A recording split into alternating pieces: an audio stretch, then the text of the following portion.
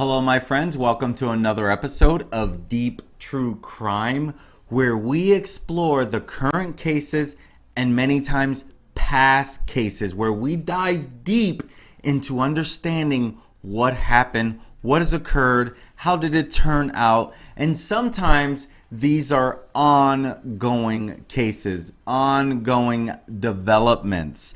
I'm Manny Rodriguez. Thank you for joining me today. I hope you're having an amazing day. Let's go ahead and dive right into it. Today, we're talking about Cleo Smith.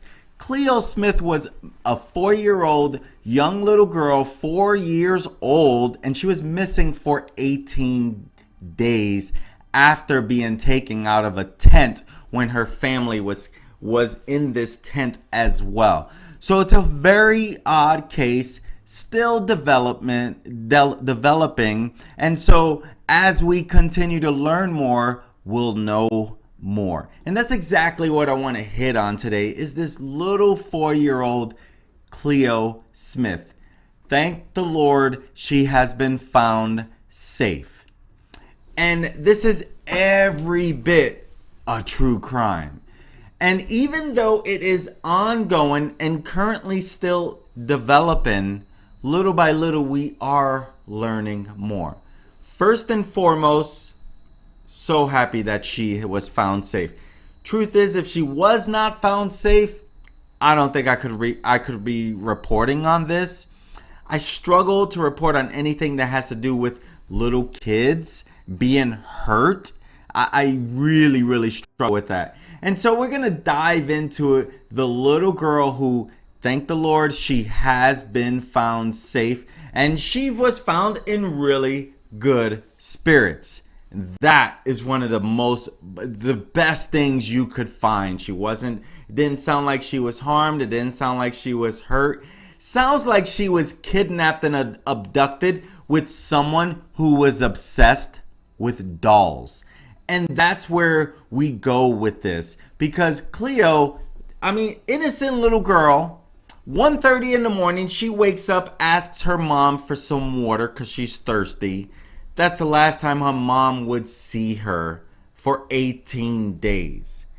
And so now we do have a little more information of this guy doing this heinous crime. His name is Terence. And Terence, as you can see, he is obsessed with dolls. And he is a man, an older man. And one of his favorite dolls are Bratz dolls. Now, granted, I don't understand this. I don't want to, I can't judge his heart because I don't know his heart. But I can tell you, if you're going to kidnap a 4-year-old kid, there are some problems there. It's probably fair to say that, don't you think? And so, luckily, Cleo has been found. But Terence Kelly, who is 36 years old, has been arrested by the Washington police after detectives, or should I say Western Australia police, after detectives raided his home. And they raided his home in the early hours of 12:46 a.m. on Wednesday local time, and they found a little girl inside the bedroom. And a day later, he was charged with child abduction and appeared before the Carnarvon Magistrates Court. That's what they call them in Australia. And so the good part is that he's not getting away with it. That's the best part. And she's found alone. Here he is with a picture of a couple dolls. He even had social media accounts with his fascination towards dolls. And so probably his fetish with these dolls might have to do with why he abducted this 4-year-old. Again, by all accounts, we don't know of her being hurt or anything like that, which thank the Lord, because she has been found safe. And to me, that's the most important part. Don't you think? That's what I think. And so he has been found, And so he even had a, where is that? Where is that? He even had a account says he is motivated in Sydney, Australia. And he writes here on April 9th of 2020, I love taking my dolls for drives around and doing their hair and taking selfies in public. Again, I don't know what his heart says, so I'm not trying to judge his heart. But to me, that's a little odd. That's a little odd. I know. I don't want to judge. I'm not. Maybe he's got some problem. I don't know. But to me, that is a little strange in it of itself. Give you a little closer look at that. And so that is him. And you can see the doll in his pocket. And so he has been arrested. He is in jail as we speak. And so she was found in physically good health in a bedroom inside this guy's home. And according to Detective Senior Sergeant Cameron Blaine, he said the lights were on and she was playing with toys. I think that's about all I want to say. This is still a matter that needs to go before the courts. There's certain aspects about what we saw that is going to be evidence, including this room filled with dolls. And so they didn't really want to comment more on that. And they didn't want to go into this any deeper. Since his arrest, video has emerged of Terence recording himself inside a room filled with dozens of dolls, some still in their packaging. So he was obsessed with dolls. I don't know. You might have to talk to a professional about how does this happen to a grown man. And so you can see by that picture that I showed you, he taking a doll for a car drive and, captioning, I love taking my dolls for drive arounds and doing their hair. I mean, I don't, when my daughter was young, maybe I played with it with her. I don't know the last time I touched a doll, like with the exception of with her. I'm sure that, I don't even remember, that was so long ago, literally.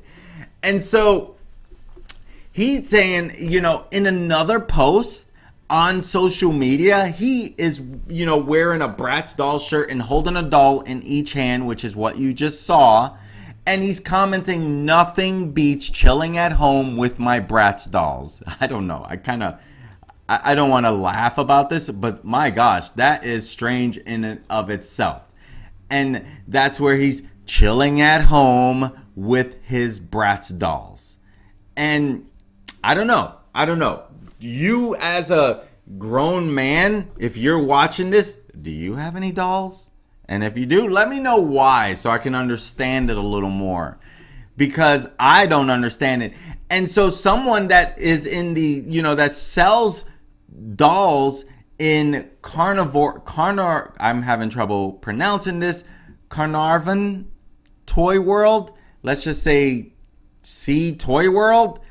And this worker said that, sold several dolls to the man over the years, which they would even gift wrapped.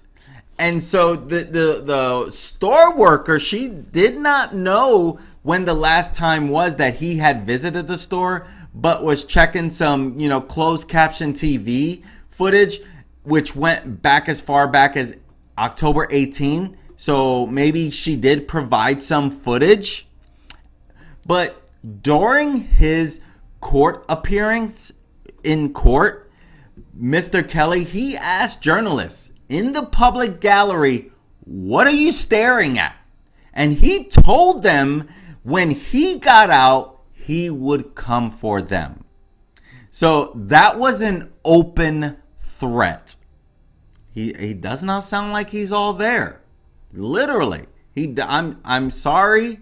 He does not sound like he's all there. If he's going to openly even say that. And so he is still in custody and he's due to appear in court again December 6th, so a little over a month from today. But some of his neighbors, they described Terence as a loner who lived in his public housing property by himself. And in recent days, residents said he had been coming and going from the house with groceries. So sounds like he was trying to keep her fed. They said that he's been acting a bit strange lately. He would get in his car and drive that really fast. And they also said he doesn't have his dog out the front. He had his dog out the back, but for all this week he had his dog out the front and he's been acting like weird. So it wasn't normal for him to have his dog out the front, but this time around he had the dog out the front. And so, you know, according to Shanika Dickerson, who was staying 2 homes down, she said she was relieved Cleo had been found. I'm relieved. And, you know, she said, it's very scary. This is where we live and young kids live here. Because he lived pretty close to Cleo as well. And another neighbor, you know, they spoke of borrowing a lawnmower on Monday from Mr. Kelly and he was acting normal. He'd say hello and he asked for a smoke. And, you know, she says, I didn't think he would be like that, but nobody thought that. You know, of course not. That's generally how it happens, right? And you can see Cleo with her mother, and that is a blessing to be back with your mom. And, you know, by all accounts, Cleo, she's okay. She seems to be back to being happy, and we hope that it stays that way. But as of now, we can only wait to find out more. We can only wait to find out more.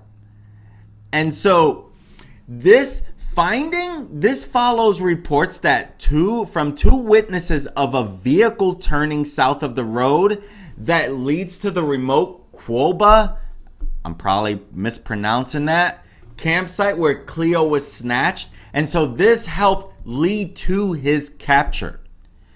And so, and according to reports on one of the witnesses, the information acted on from Tuesday night onward starts out really small and quickly snowballs.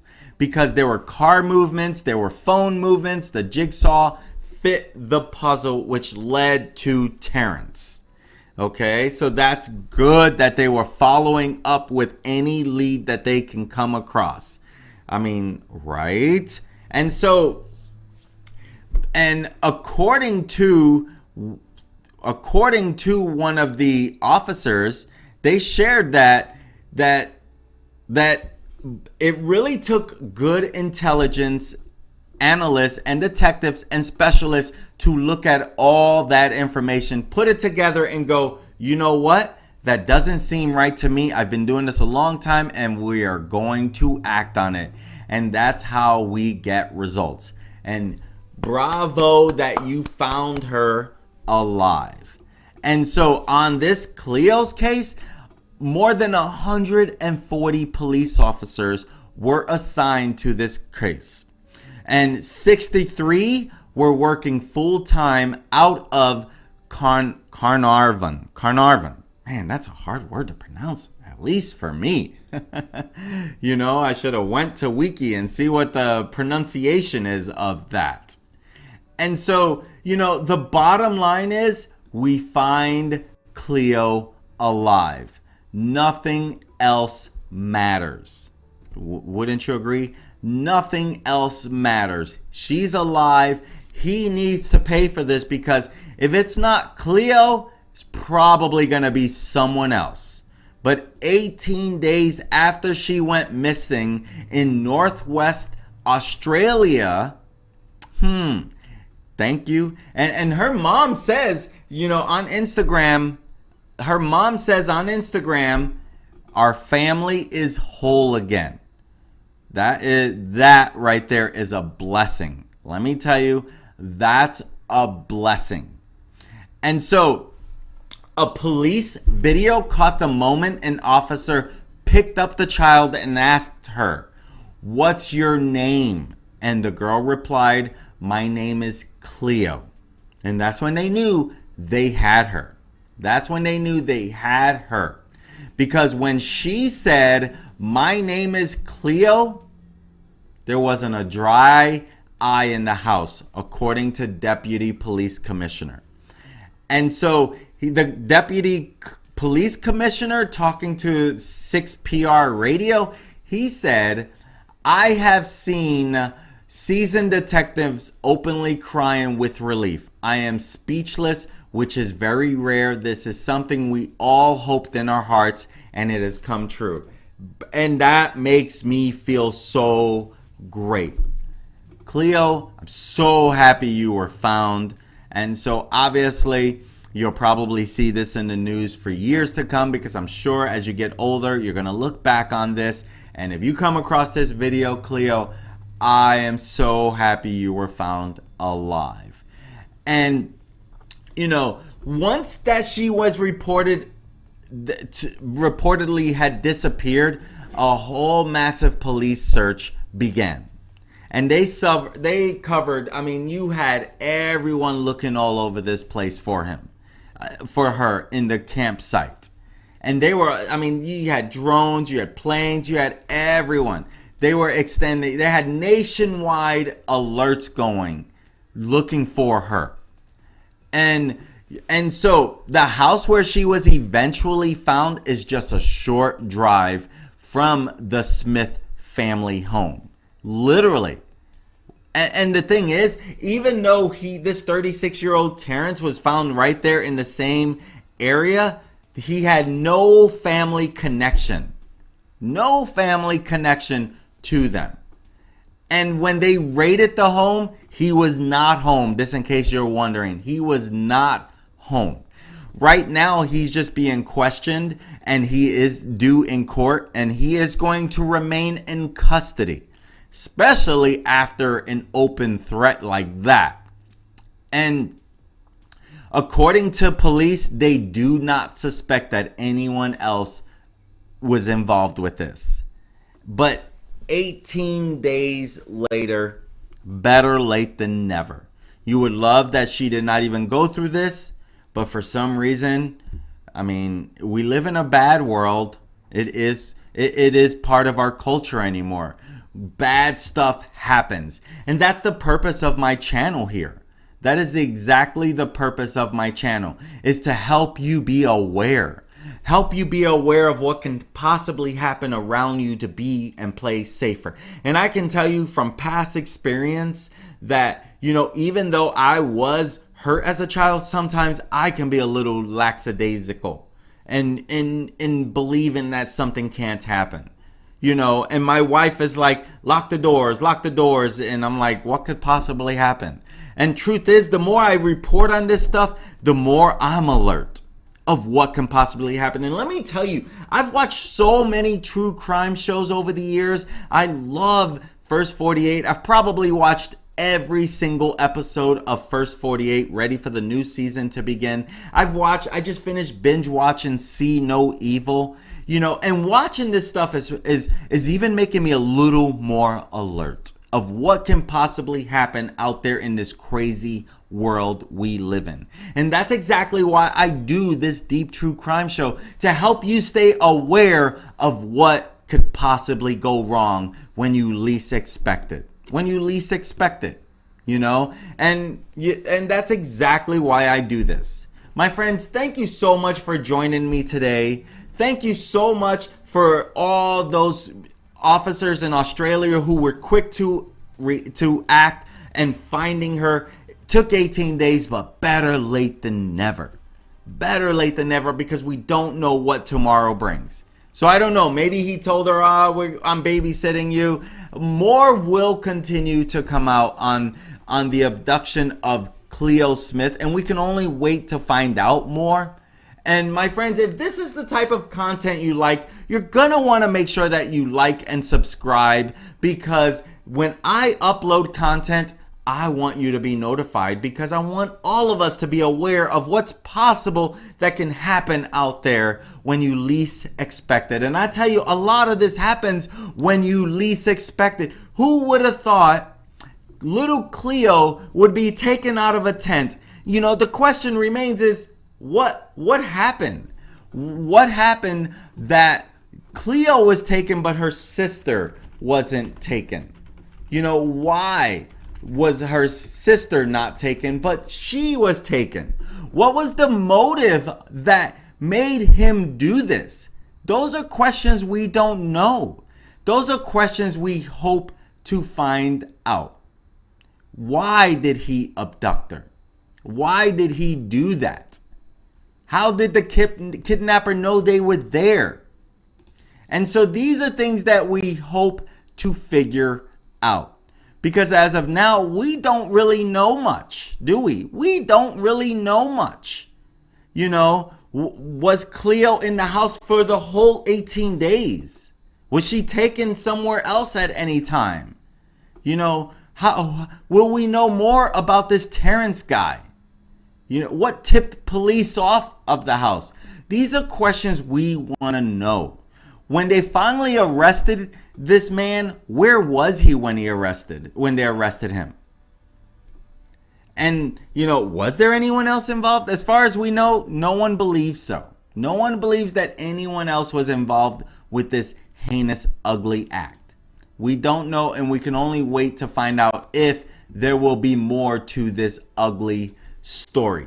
My friends, I'm Manny Rodriguez. Thank you for joining me today. And don't forget, subscribe and click on that like button. And that way, YouTube will show it to more people, or Facebook will show it to more people. Thank you for being a part of the show. Thank you for being a subscriber. And if you're not a subscriber, become a subscriber. I look forward to serving you again.